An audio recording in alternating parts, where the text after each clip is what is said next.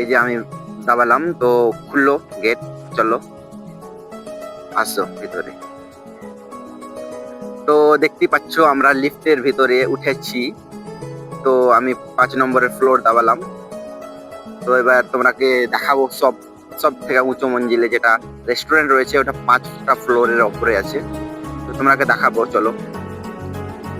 তো বন্ধুরা, আমরা অনেক দিন থেকে ভিডিও করি, খুব সাপোর্ট পাই এখন পর্যন্ত তোমাদের কাছ থেকে।